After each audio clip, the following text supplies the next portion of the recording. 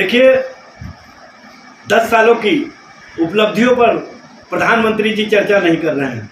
10 सालों में उन्होंने जनता और जनता के हितों के लिए कौन कौन से कार्य किए हैं, नौजवानों के नौकरी और रोजगार के प्रति उनकी क्या सोच रही है।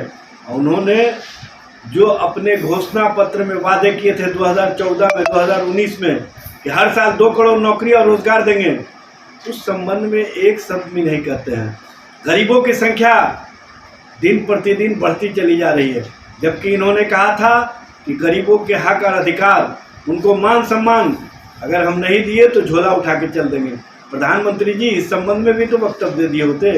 महंगाई चरम सीमा पर जा रही है, जीएसटी लगा करके खाने पीने की चीज़ों के वस्तुओं के दाम तेज़ी से बढ़ रहे हैं और इस पर भारतीय जनता पार्टी या केंद्र सरकार चुप्पी साधे हुए है। 2 करोड़ हर साल नौकरी और रोजगार देने का वादा किए थे, उस पर प्रधानमंत्री जी एक शब्द नहीं कह रहे हैं। किसानों के आय को दुगुना करने का वादा किए थे, उस पर भी एक शब्द नहीं कह रहे हैं। महंगाई कम करने पर कोई चर्चा नहीं हो रही है। महिलाओं के मान सम्मान के प्रति भारतीय जनता पार्टी की क्या सोच है, यह स्पष्ट रूप से दिख रहा है। उनके एलायंस पार्टनर के सांसद इस तरह के यौनाचार के मामले के बाद देश से फरार हो गए हैं और इस पर भारतीय जनता पार्टी के नेता चुप्पी साधे हुए हैं।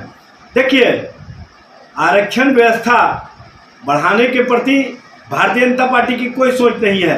बिहार में महागठबंधन सरकार ने 75% आरक्षण की व्यवस्था को बढ़ा करके केंद्र सरकार के पास 9वीं अनुसूची में शामिल करवाने के लिए प्रस्ताव भेजा था, लेकिन इस पर प्रधानमंत्री जी चुप्पी साधे हुए हैं।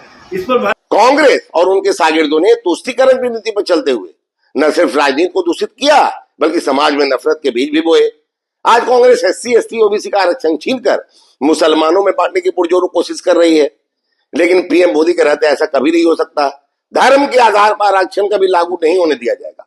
कांग्रेस का बस चलता तो अब तक SC, ST, OBC को मिलने वाला सारा आरक्षण मुसलमानों को दे देती, लेकिन देश की जनता कांग्रेस की गलत मंशा को जानती है, इसलिए कांग्रेस को सत्ता से कोसों दूर भेज दिया है। SC, ST, OBC का आरक्षण कोई छू भी नहीं सकता। कर्नाटक में कांग्रेस की सिद्धारमैया सरकार ने जिस तरह से लिंगायतों और कालीगांव के 2% आरक्षण छीनकर 4% आरक्षण मुसलमानों को देने का जो दुष्चक्र रचा है, वह और होने नहीं दिया जाएगा। ऐसे ही तमाम खबरों के लिए आप सभी बने रहिए हमारे साथ और देखते रहिए बिहार उज्जवल न्यूज। अब तक हमारे YouTube चैनल को सब्सक्राइब नहीं किया है तो जल्दी से सब्सक्राइब कर लीजिए। फेसबुक पेज को भी फॉलो कीजिए। वीडियो पसंद आए तो खूब लाइक कीजिए, शेयर कीजिए, कमेंट कीजिए। वीडियो देखने के लिए आप सभी का धन्यवाद।